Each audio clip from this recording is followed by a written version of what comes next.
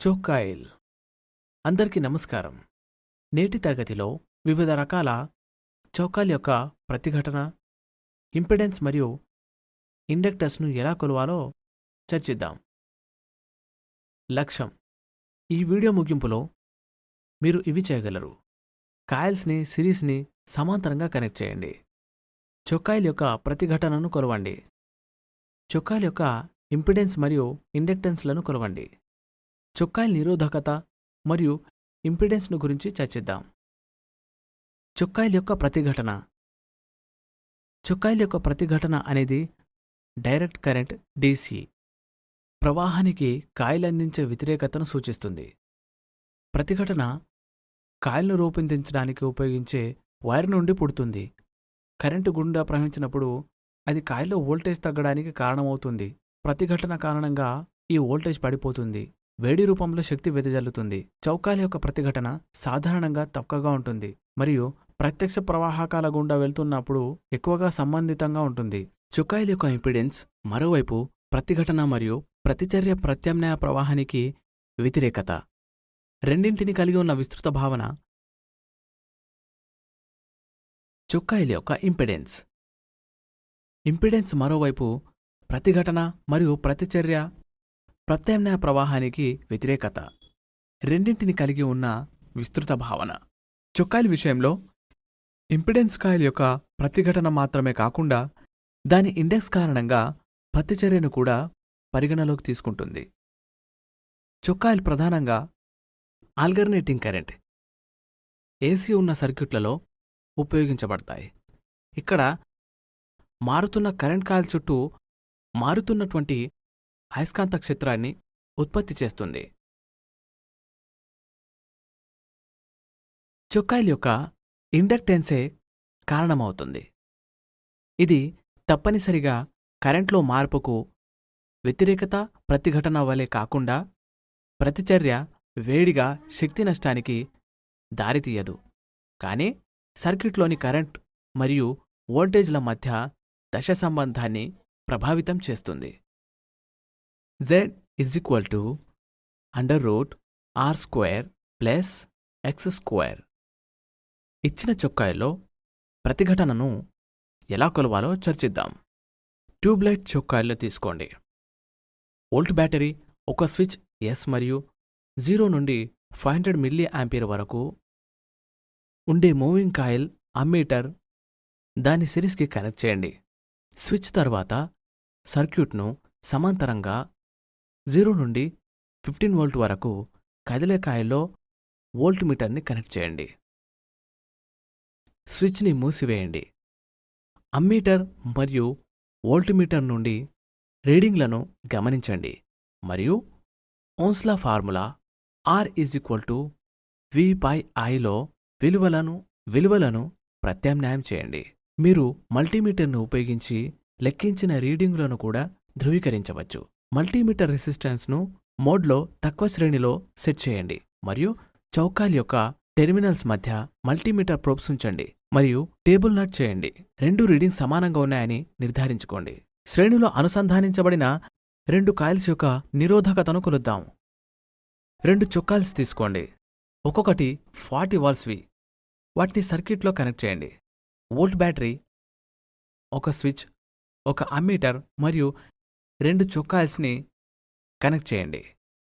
Switch S తరువాత సర్క్యూట్ను సమాంతరంగా వోల్ట్ మీటర్కి కనెక్ట్ చేయండి. స్విచ్ Sని మూసివేయండి. ఇప్పుడు అమ్మీటర్ మరియు వోల్ట్ మీటర్ రీడింగ్లను గమనించండి మరియు ఓమ్ యొక్క నియమసూత్రం విలువను ప్రత్యామ్నాయం చేయండి. R=VI.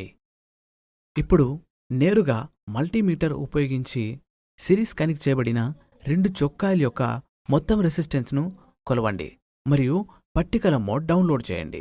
మల్టీమీటర్ నుండి కొలిచిన విలువను లెక్కించిన విలువతో సరిపోల్చండి మరియు అవి సమానంగా ఉన్నాయని నిర్ధారించుకోండి. ఓమ్ చట్టం ప్రకారం రెసిస్టెన్స్ను సమాంతరంగా తగ్గడం వల్ల ప్రస్తుత విలువ పెరుగుతుండడాన్ని మీరు చూడవచ్చు. సమాంతరంగా అనుసంధానించబడిన రెండు కాయిల్స్ నిరోధకతను కొలచండి. రెండు చొక్కాయిల్స్ని తీసుకోండి. ఒక్కొక్కటి 40 వాట్స్వి సమాంతరంగా కనెక్ట్ చేయండి. 12 వోల్ట్ బ్యాటరీ ఒక స్విచ్, ఒక అమ్మీటర్ మరియు సమాంతరంగా కనెక్ట్ చేయబడిన choke coils అన్నీ సిరీస్ కనెక్ట్ చేయండి. స్విచ్ ఎస్ తర్వాత సర్క్యూట్స్ సమాంతరంగా ఓమ్మీటర్కు కనెక్ట్ చేయండి. స్విచ్ మూసివేయండి. ఇప్పుడు అమ్మీటర్ మరియు వోల్ట్మీటర్ రీడింగ్లను గమనించండి మరియు ఓం యొక్క నియమ సూత్రం R=VI లో విలువను ప్రత్యామ్నాయం చేయండి. ఇప్పుడు మల్టీమీటర్ ఉపయోగించి నేరుగా కనెక్ట్ చేయబడిన 2 సమాంతర choke coils యొక్క మొత్తం నిరోధకతను కొలవండి. మల్టీమీటర్ నుండి లెక్కించిన విలువతో సరిపోల్చండి మరియు అవి సమానంగా ఉన్నాయని నిర్ధారించుకోండి మరియు పట్టికలో గమనించండి. ఓం చట్టం ప్రకారం పెరుగుతున్న ప్రతిఘటన కారణంగా ప్రస్తుత విలువ తగ్గడాన్ని మీరు చూడవచ్చు. ఇవ్వబడిన పట్టిక నుండి లెక్కించబడిన విలువలను ధృవీకరించండి. choke coil యొక్క ఇంపిడెన్స్ మరియు ఇండక్టర్ని కొలుద్దాం. దానికి ముందు choke coil యొక్క ఇంపిడెన్స్ మరియు ఇండక్టర్ని బంధనల గురించి తెలుసుకుందాం. సాధారణంగా DC సర్క్యూట్లో వ్యతిరేకత లేదా నష్టం మాత్రమే ఉంటుంది మరియు అది నిరోధకం. కాబట్టి మేము I=V/R సూత్రాన్ని ఉపయోగిస్తాము. కానీ AC సర్క్యూట్లలో రెసిస్టెన్స్ మరియు రియాక్టెన్స్ అని పిలువబడే 2 వ్యతిరేకతలు లేదా 2 నష్టాలు ఉన్నాయి. AC శక్తి ఇండక్టర్ ప్రవహించినప్పుడు వోల్టేజ్ మరియు కరెంట్ మధ్య వ్యత్యాసం కారణంగా ప్రతిచర్య సంభవిస్తుంది. దీనిని ఇండక్టివ్ రియాక్టెన్స్ అని కూడా పిలుస్తారు. AC పవర్ ఒక ఇండక్టర్స్ ప్రవహించినప్పుడు కరెంట్ వోల్టేజ్ వెనుకబడి ఉంటుంది. దీనిని లాగింగ్ పవర్ ఫ్యాక్టర్ అని కూడా అంటారు. ఈ దశ వ్యత్యాసం కారణంగా ప్రతిచర్య అని పిలువబడే శక్తి నష్టం ఉంది. ఇది X అక్షరంతో సూచించబడుతుంది మరియు దాని యూనిట్ ఓం. ప్రేరక ప్రతిచర్య XL ద్వారా సూచించవచ్చు మరియు యూనిట్ ఓం ప్రేరక ప్రతిచర్యగా ఇవ్వవచ్చు. XL=2π/F/L. ఇండక్టెన్స్ L అనేది L=XL×2πF. ఎల్లప్పుడూ ఇది పైకి బదులుగా 3.14తో ప్రతిక్షేపించబడుతుంది. AC సరఫరా యొక్క ఫ్రీక్వెన్సీ విలువను F స్థానంలో భర్తీ చేయవచ్చు మరియు హెన్రీలోని ఇండక్టరీలను దీనిలో భర్తీ చేయవచ్చు. కాబట్టి AC సర్క్యూట్లలో ప్రతిఘటన మరియు ప్రతిచర్య రెండింటినీ ఇంపిడెన్స్ అంటారు. ఇది Z అక్షరంతో సూచించబడుతుంది మరియు దాని యూనిట్ ఓం. ఇంపిడెన్స్ Z ను ఇలా కూడా రాయవచ్చు.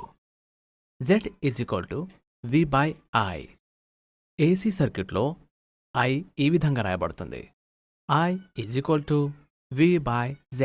ఇంపిడెన్స్ ఈ విధంగా చూపబడుతుంది. కాయిల్ యొక్క ఇండెక్స్ను గురించి చర్చిద్దాం. కాయిల్ యొక్క ఇండెక్స్ అనేది ఇండెక్స్ యొక్క కాయిల్ని దాని ద్వారా ప్రవహించే కరెంట్లో ఏదైనా మార్పును వ్యతిరేకించాల్సిన విద్యుత్ క్షణాన్ని సూచిస్తుంది. కరెంట్లో మార్పు వచ్చినప్పుడు మాత్రమే ఇండెక్స్ ఎలక్ట్రిక్ సర్క్యూట్లో ఉంటుంది. ఇదే దాని యొక్క ప్రతిస్పందన. ఇండక్టెన్స్ L అక్షరంతో సూచించబడుతుంది మరియు దాని యూనిట్నరీ ఆచరణాత్మకంగా choke coil యొక్క ఇంపిడెన్స్ మరియు ఇండక్టర్ని ఎలా కనుగొంటారో మనం చర్చిద్దాం. 240 వోల్ట్స్ మరియు 50 హెర్ట్జ్ ఫ్రీక్వెన్సీతో AC వోల్టేజ్ మూలాన్ని ఒక స్విచ్, కదిలే ఐరన్, అమ్మీటర్ మరియు choke coilతో కనెక్ట్ చేయండి. స్విచ్ S తర్వాత సర్క్యూట్స్ మాత్రం సమాంతరంగా 0 నుండి 300 వరకు ఉండే ఐరన్ మూవింగ్ వోల్ట్ మీటర్కు కనెక్ట్ చేయండి.